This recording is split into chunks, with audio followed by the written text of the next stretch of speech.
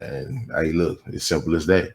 Mm-hmm. You know, but man, let's jump into something real quick, Okay. man. It's gonna be some deep things, man. I told this young lady that we was gonna talk about her Okay. uh a tweet.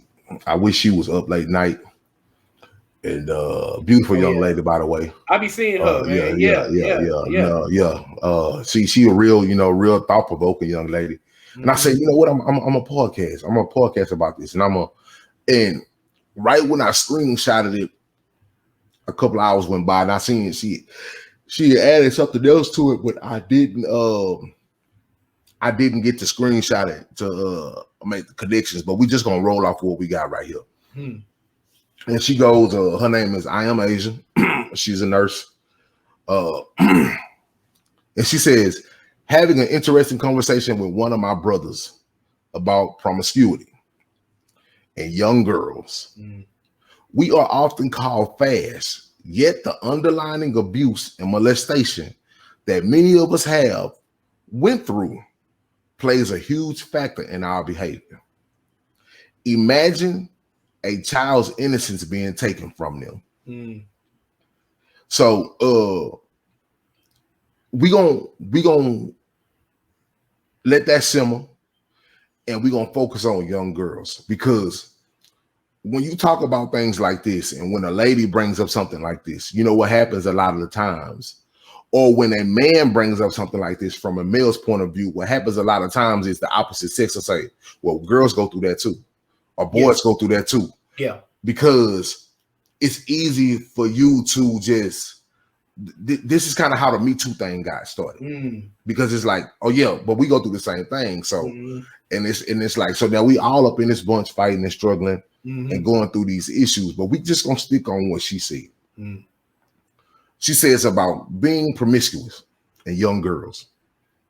You know, we're often called fast, yet the underlying abuse and molestation that many of us have went through plays a huge factor in the behavior. Imagine a child's innocence being taken from them. So pretty much what she's saying is, now what some people gonna say is that if you, and I don't want to blame no victims, but what some people gonna say is, well, if you been molested, Mm. if you a young girl, 14, 12, 13 years old, and you have been raped by some older male, Mm-hmm. whether family member or not, Mm. you're being raped. Most people would think that will stop you from wanting to go and be sexual in other places. Mm. That will cause you not to trust other men in that aspect to even let them get close to you. Yeah. Some people will say that the reason why you're called fast is because if I touch the hot stove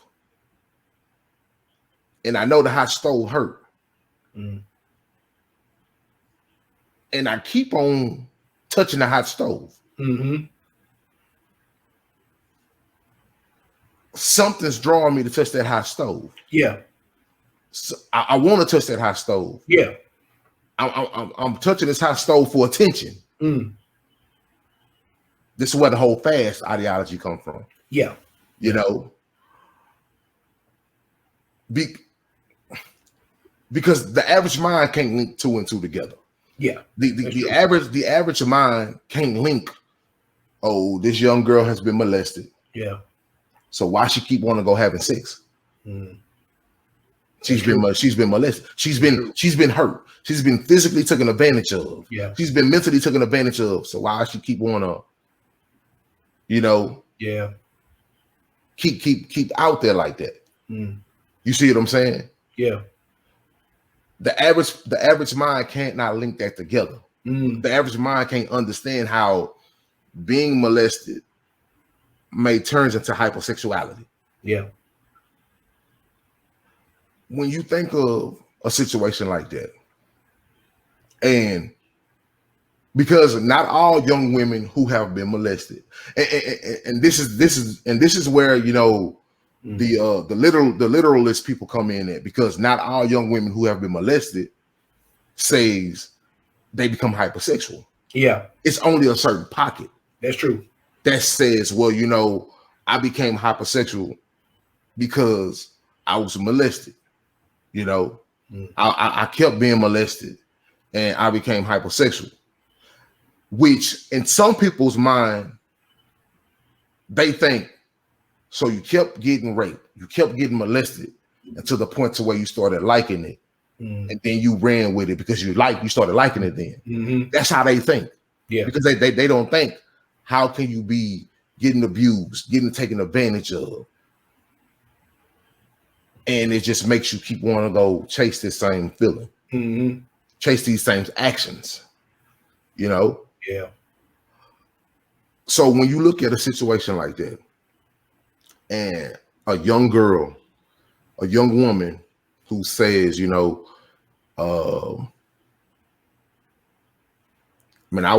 I was molested. I was molested for so many years, so many months, by so many people. And it made me just, you don't understand why she sleeps around a lot. You don't understand why she becomes easily accessible. Yeah.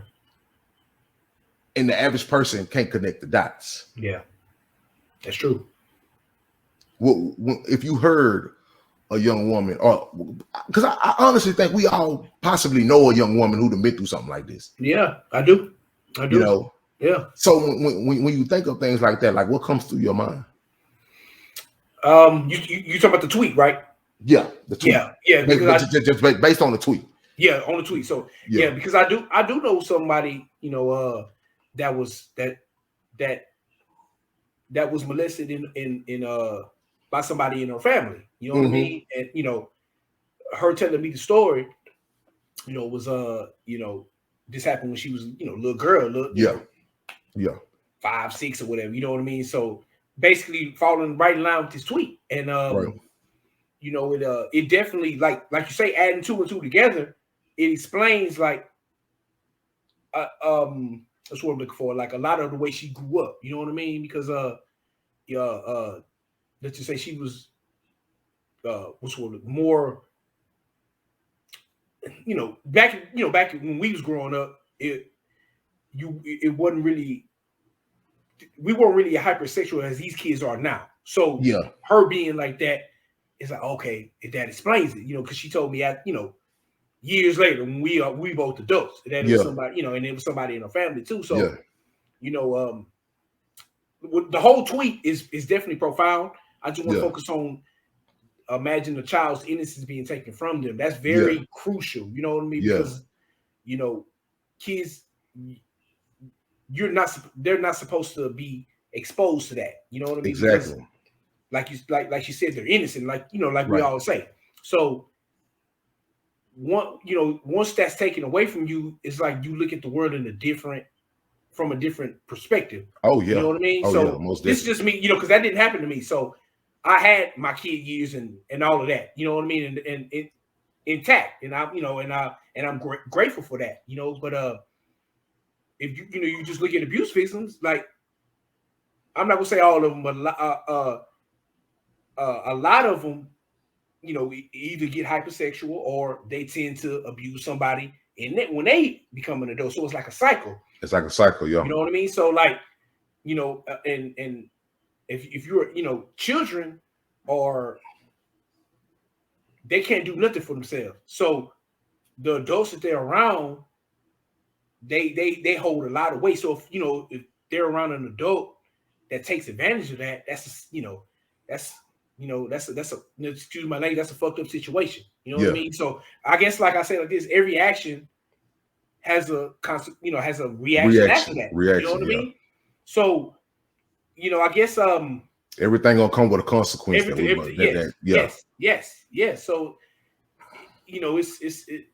that's just a murky situation, but it's like she got a point. You know what I mean? Because it's like, just looking at the tweet, like, imagine if that I believe a lot of what we become as adults comes from our environment as a child. You know what I mean? Yeah. Like a lot of that plays a part into what you do, when you're an adult, and it's tough out there, man. Because like the kids, if they're listening, they're powerless. Basically, if you want to just keep it real, exactly. Because they can't defend themselves, especially when they're 5 and 6 or whatever. So yeah, especially when it's coming at a young age like this. Now it's talking about like from what she's saying in young girls, but then when she said young girls, and then she said they're often called fast, that spans over a gap. Those two phrases or words from young girls, because when you think about young girls now, because when I look at this tweet, I say, promiscuity in young girls. Well, promiscuity in young girls mean these girls are out here having sex. Yeah. So when I think promiscuity in young girls, I'm thinking these girls are out here knowingly doing what they doing and having sex. Yeah. So they're at an age that I'm not thinking about as a kid. What happened to Yeah. But like you said, more and more often these things happen to young girls. Yeah. When they're 6, 7, 8, 9, maybe younger. True. Maybe a little bit older. True. And what happens is, she says, imagine a child's innocence being taken from them. Now, when you think of something like that, you look at trust being taken away from them. Yes. Vulnerability being taken from them. Yep. Being able to feel that they can rely on somebody being taken from them. Yeah. Not thinking that they have anyone to protect them is no longer there. Yeah. Every little thing that they have in their mind as a young kid, no matter what age it may be, that they look at an adult and say, this adult, this older, from a young girl to an older man, that this is my Superman figure. This is my strong, powerful such and such. It gets distorted. It gets lost. It gets diminished, because now, like we all know, most of these situations are happening from people that these young girls know. Yes, somebody close to family knows somebody close to them, whether there's a family member, a blood family member, or whether it's someone that's a friend of the family. It's somebody that these young girls know that they felt like they can trust. That they had the trust of their parents, that they thought that was cool. Yeah. Real predatory situations. Yeah. True. So young girls are starting to see, after going through these things, now they're starting to see everything is distorted. Yeah. They don't know what love look like. Yeah. They don't know. They don't know what manipulation look like. Yeah, it fractured. It's everything is hazy now. Everything, every little sweet word is starting to seem like they care for me. Yeah. But they don't understand that's a wolf in sheep's clothing. Yep, exactly. And that's what tends to happen. A lot of the times when these things happen, most likely a young girl don't have a father in her life, or her father was the reason behind it. That's true. They don't have a father to protect them, or their father will be the reason, behind it. Yeah. So when you don't have no one as a young girl in your corner that you can tell and that they could say, that's a wolf. Let me know if it happens again. Yeah. Like I'll handle that person. Yeah. Because now every good deed that is being done to them by a lot of these men, they don't understand that it's wicked motives behind that. Yeah. Yeah. Yeah. Yeah. So the molestation turns into promiscuity, because now when they start looking at people at their age, you know, they don't see people their age as predatory, for one. You see what I'm saying? Yeah. A lot of these people, because if I can interject myself in, when I dealt with older women when I was younger, and, you know, for years people would say, but you got molested, that older woman raped you, those older women rape you. Okay, what they did was considered rape, but I never looked at other women that was my age, a few years older. I never looked at them as predatory, though, because I didn't think that predatory could happen for someone that was in my age bracket. How old we talking when you was 16, 17, 18? No. Like when it first started happening, it was 10. Oh, wow. Okay. You know, with older women. Okay. So at the end of the day, but when I got, you know, 15, 16 years old, and still seeing women who were 21, 22 trying to holler, 21, 22 want to fuck around, I didn't see that as predatory, because I looked at it as like, as a young man who looked at grown, I looked at them like, oh, they in my age bracket. Yeah. You know what I'm saying? Yeah, I get that. So I didn't see those women as predatory. Why? First of all, because physically it was like they wasn't doing, like, the molestation that happened to me didn't physically hurt me. It didn't physically, I wasn't taken advantage of. But I was taken advantage of. Yeah. You see what I'm saying? It's like a different playing field. I wasn't strong on, but I was taken advantage of.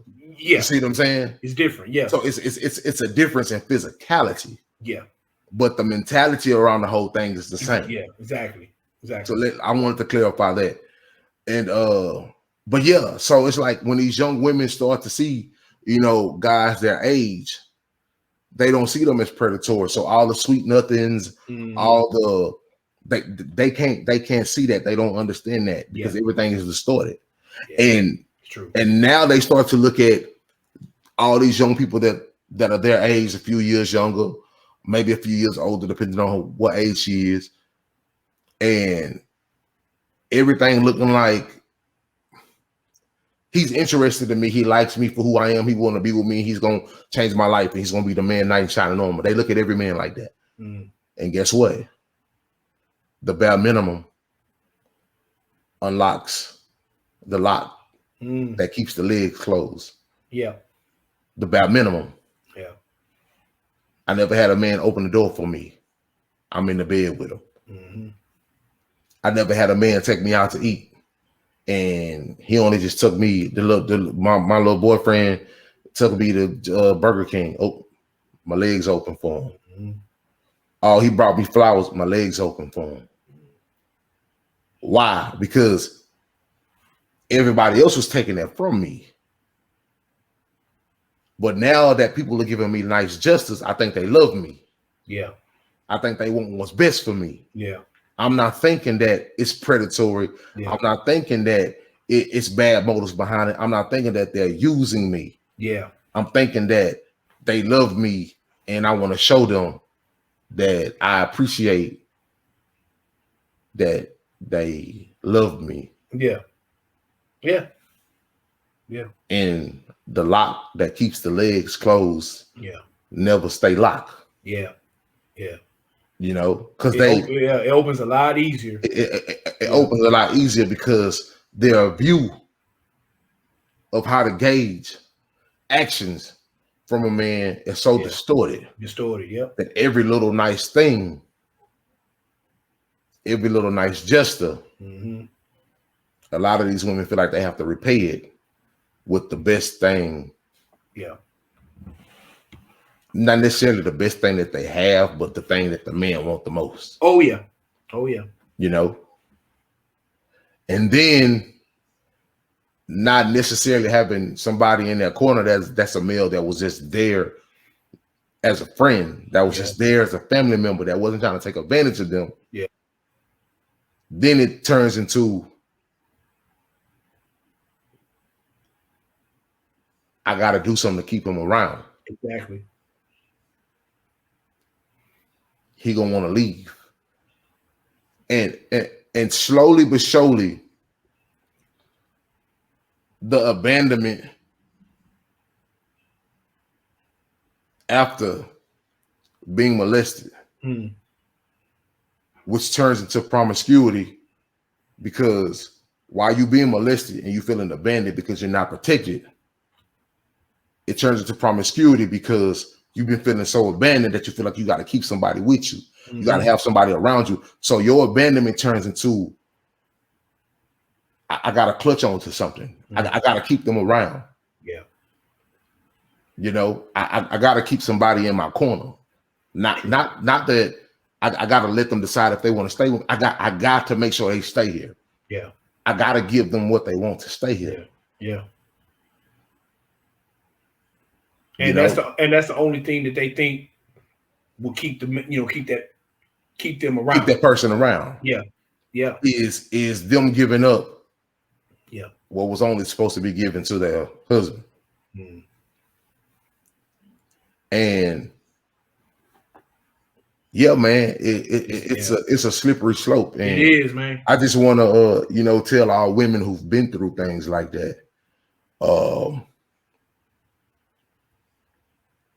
I'm sorry that first of all, that those things happen to you, and your trust and your innocence and your vulnerability was taken and used against you to where it became hard for you to trust, even though you grew attachment in the process. Yeah. And I'm sorry that, young men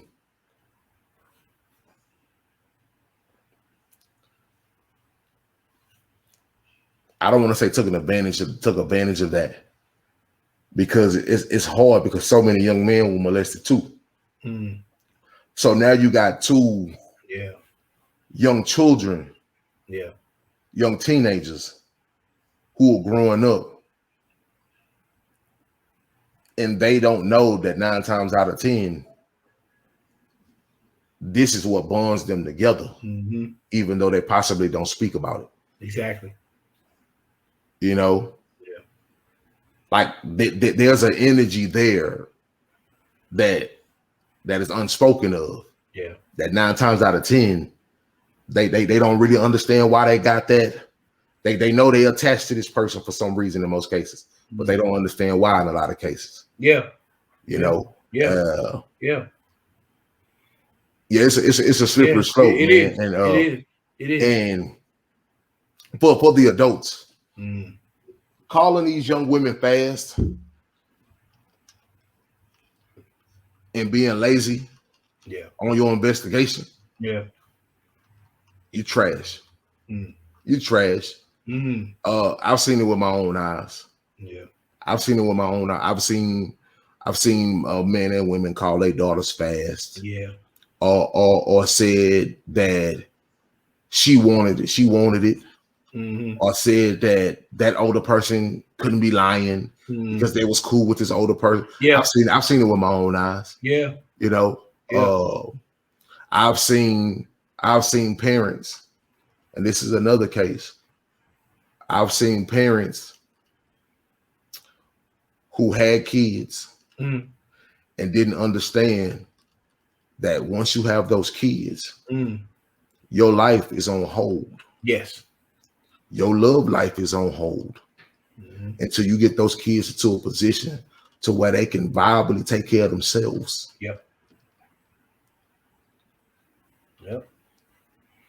And in the hurry, or trying to chase their life and still trying to chase what they want to do, they put their kids in a position to be molested. They put their kids in a position to be taken advantage of. And then they know what happens. And their need to be right overshadows what happened with that child. Why? Because them being wrong, it's gonna lead to shame. because it's going to lead to them being negligent and putting their kid in a place to where this could happen to their kid, and now it's going to be publicly noted and it's going to be out in the open. And a lot of people would rather, like you said, man, cover it up. Like we know, a lot of families cover it up, cover it up, and a lot of these young kids go without help. Go without never being talked to. Go through life believing it was their fault. Because these families are covering up these nasty secrets. Trying to protect some old perverted grown up. They more worried about not falling out with these people, or they more worried about the shame of not being on their job or not catching it than to rectify the situation and get justice for their child. So and they just rather go through and call them fast. And I'm gonna end with this. I know we haven't even touched the surface of this. And the reason why I'm gonna end with it, because I don't want to sound redundant. I would definitely like to spin the block back on this to talk with a panel of people. This is one of those panel topics. It is. I just wanted to kind of like, just briefly talk about it real fast. But I want to say this. I see why you I don't know what episode it was, but you as a parent, that's why you it ain't really just nobody that can be left alone with your kids. And shit, man, if I was ever blessed to have some, I'd be the same way. It's either me, it ain't just gonna be, no too many people that I don't trust around my kids without me. It ain't gonna it ain't gonna work like that. You know what I mean? Like they out, and it's crazy they gotta be like that, but that's how it is, man. You can't just be trusted, because them kids are what's what we're looking for, man. They're given to you as a gift, but like that's a responsibility. That's your responsibility. Why they your responsibility as a parent. You know what I'm saying? Like you said, until they're old enough to make their own decisions and make their choices, but until then you're responsible for them. So you can't just be living with nobody willy-nilly like that. You know what I mean? Like you said, nobody will be spending the night at your house like that. You know what I mean? And you gotta move like that. I get it. Gotta move. Move like that. You have to. Because no one is to be trusted, man. No one is to be trusted. At the end of the day, that's what it is. I don't care. I don't care how much family we is. I done seen family do family bad for nothing. So nah, I don't trust nobody. I don't want to be around nobody family like that. This is why I always say it doesn't pay to be a stepfather. In a lot of cases. Because that's like really speaking directly to me. You know what I mean? If you really think about it, it doesn't pay because it doesn't pay because especially when you a man, and I know we going a little bit left, but especially first of all, let me say this. I know some people who call them kids fast and never went to try to figure out why that kid moving like that. You in your mind just automatically just think your kid just popped up one day and decide they just want to be out here laying up with the whole block, with the whole neighborhood. No, it don't happen like that. Something wrong. Find out what's wrong. But you know why so many people are so afraid to dig it's and to find the truth. Face the truth. Why? So many people are scared to face the truth. Why? Because guess what? That means possibly your house gonna be tore up. You're gonna be exposed. Your husband gonna leave. That man who paying them bills probably gonna be going to prison. Or your brother that you love so much, probably it's time for him to go to prison. Or your auntie that your sister that you love, it's probably time for her to go to prison for messing with your young kids. Or your best friend, it's probably time for them to go to prison for messing with. Like they don't want to face the truth. Why? Because the truth gonna shake some things up. The truth gonna always, resurface the landscape. And you know, just with this situation, moving forward, I want to spin the block back on this with a panel of people, man. I'm gonna try to get a panel of people together, and I'm gonna try to get Miss Asia to come on and we can discuss this as well, man. Because this is something good. This is something that we can really, really just break down, open up, and it can lead between young men and young ladies both, and how kids are out getting molested and things of that nature, man. Yeah, and, true that. It don't get talked about a lot, you know. It really don't. It really don't. It's a lot of young women out here who have had kids due to these foul situations. You know, yeah, it's a bad situation, man, and you know, my prayers out for everybody who's dealt with that. Yeah, my prayers out for anybody who's dealing with that currently. It's try to find somebody you can speak out to about. You know, try to find go to somebody, man. Go to somebody if you can. And the sad thing about it is, a lot of the times when these people go to somebody, they get taken advantage by the person they went to. You know, so it's kind of like you in this thing on your own. So like I said, man, it pays to have good people. Because I'm gonna be honest, it ain't that many good people out here. I'm gonna be honest, it's not real talk. It ain't that many good people out here. To be trusted. So we definitely gonna spin the block on that one, but that whole we'll talk about that, being a step parent, a stepfather, another time. I don't want to dampen the mood. I don't want to make it about men. I said we're gonna stick to the young girls. Yes. This is a topic that needs to be talked about a lot more. It does. For any young women who just want to vent, who probably been holding things in for years and want to you know, talk to somebody who's unbiased, you know, about the situation, and good listeners. Me and Rotique here, you know, we're not no professional strengths, we're not no professional counselors or anything of that nature, but you know, we here, and we willing to listen, and no doubt, we willing to do what we can as you know, good people to help you, you know, smoothing out the wrinkles in your life, you know, to do as much as we can. So that's one of them situations that I don't want to get too deep in, because as a father with daughters, you know, I can feel my blood boiling right now, man. I bet. I already know it. I don't even got no daughters. I could too, though.